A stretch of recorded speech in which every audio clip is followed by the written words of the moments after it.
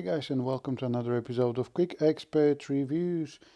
Today we've got a Samsung Galaxy A5. Now, I know it's a 2017 model, however, I haven't seen a 2018 to be honest, and considering that the A5 16 and 17 were both released in a January each respective year, I'm slightly surprised that I haven't seen the 18 yet. So as standard, as usual, we do have a quick start guide that explains to us where everything is located, how to put the SIM card in, where's the charging port, the buttons, and so on, so how to charge the phone. Apart from that, we do have a Samsung branded headphones. These are a box standard headphones that obviously do support a microphone and a pause play button, but nothing, extraordinary. A Type-C cable and a Samsung charger. Now let's have a look.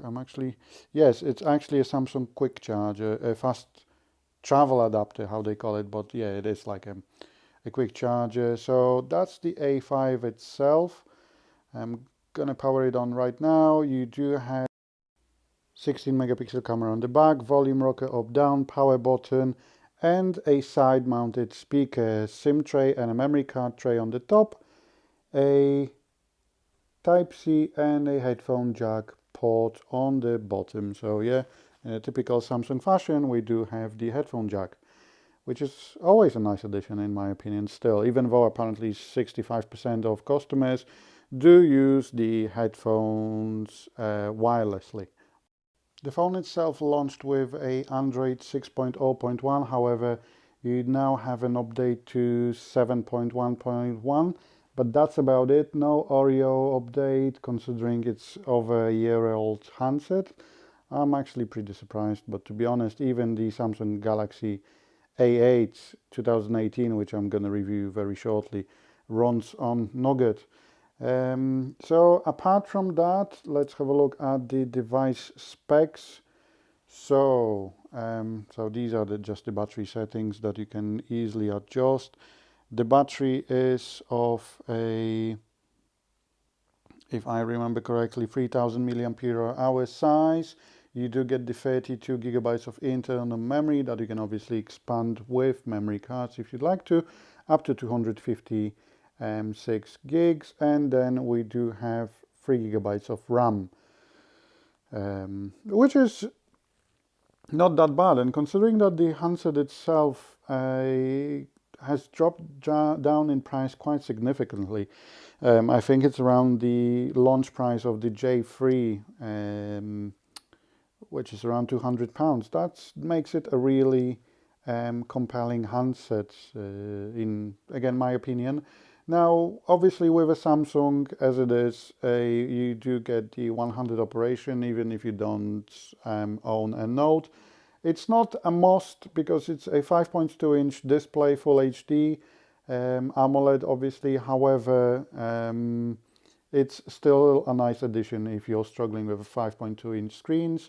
And again, considering it's a smart Samsung handset, you do get all the features like the Smart Capture Direct Call that allows you to answer the phone call when you grab the handset and put it next to your ear.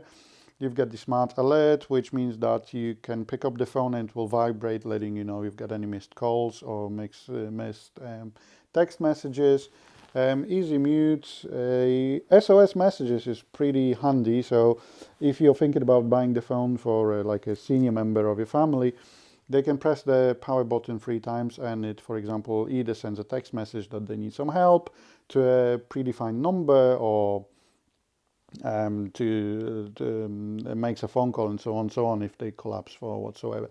Now, as you've seen probably quickly in the display mode, you do have the night filter mode as well, which kind of reduces the blue hue and makes the eyes feel less strained. That's the easy and standard mode. So again, if you, like I said, if you're thinking about senior family members, the easy mode is pretty convenient. You can set it up for like 9 most used icons, including contacts, and leave the screen just like that, so it's not overly complicated for them. But then again, I would say you would be better off with a J3 instead of the A5, because obviously with the A5 you get better specs. You've got the UHD upscaler for the audio, you get the better camera, you get the fingerprint sensor, and so on, so on. So this is more future reach with all the bells and whistles as opposed to the J3. But yeah, you can do the both thing, the SOS message and the easy mode on any other Samsung pretty much running on Android. Now, in terms of connection, you can obviously do mirror link, you can cast to your TV, it doesn't have to be a Samsung TV or anything like that. You can do Wi-Fi direct between phones. Apart from that, you obviously have an NFC and all that jazz. Now, let's have a look. So let's have a look at the camera. So we have the Pro mode, which actually allows us to change the exposure value, the white balance and ISO. Nothing else really, but you can download like an Opera open camera app or anything like that to get more access.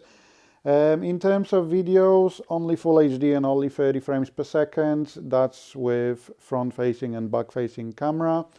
Now, do bear in mind that a front-facing camera is 16 megapixel as well. So they are both actually f-stop 1.9. So you can take very similar pictures with a front and back-facing camera. Not much really to do in here. Like I said, if you like more features, I would highly recommend downloading Open Camera rather than using the stock app. However, and you're actually in a good position because you can only record in Full HD.